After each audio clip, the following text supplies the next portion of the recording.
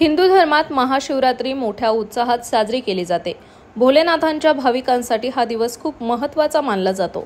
हा दिवस शिव आणि माता पार्वती यांच्या पूजेचा दिवस आहे। हिंदू कॅलेंडरनुसार महाशिवरात्री माघ महिन्याच्या कृष्ण पक्षातील चतुर्दशी तिथीला साजरी केली जाते।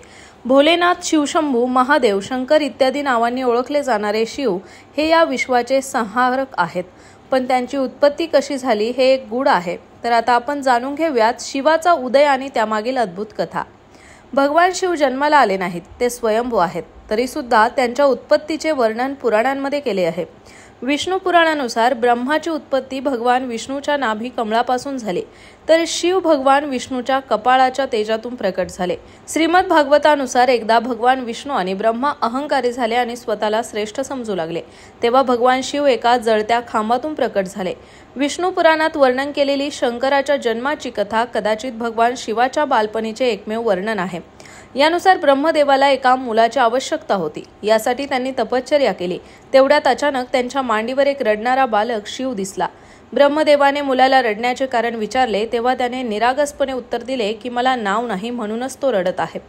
मग ब्रह्मदेवाने शिवाचे नाव रुद्र ठेवले, पण हे नाव ठेवूनही शिव गप्प झाले नाही। म्हणून ब्रह्मदेवाने त्याला दुसरे नाव दिले, पण शिवाला ते नाव आवडले नाही आणि त्यानेही ते गप्प झाले नाही। अशा प्रकारे शिवाला शांत करण्यासाठी ब्रह्मदेवाने त्याला 8 नावे दिली आणि शिव 8 नावांनी ओळखले जाऊ लागले। तसेच ब्रह्मदेवाच्या पुत्राच्या रूपात शिवाच्या जन्मामागे विष्णू पुराणात एक पौराणिक कथा आहे।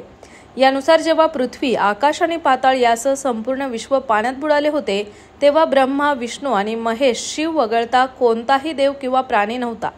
तेव्हा फक्त विष्णू पाण्याच्या पृष्ठभागावर त्याच्या शेष नागावर पडलेले दिसले। मग भगवान ब्रह्मा यांच्या नाभीतील कमळाच्या देठावर प्रकट झाले। जेव्हा ब्रह्मा आणि विष्णू सृष्टीबद्दल बोलत होते, तेव्हा भगवान शिव प्रकट झाले। ब्रह्मदेव शिवशंकराला ओळखू शकले नाहीत। शिव क्रोधित होतील या भीतीने भगवान विष्णूने ब्रह्माला दिव्य दर्शन दिले आणि त्यांना शिवाची आठवण करून दिली। तसेच ब्रह्मदेवाला आपली चूक कळली आणि त्यांनी शंकराची माफी मागितली आणि त्यांचा पुत्र म्हणून जन्म घेण्याचे आशीर्वाद मागितले। शिवाने ब्रह्मदेवाची प्रार्थना स्वीकारली आणि त्यांना हे वरदान दिले।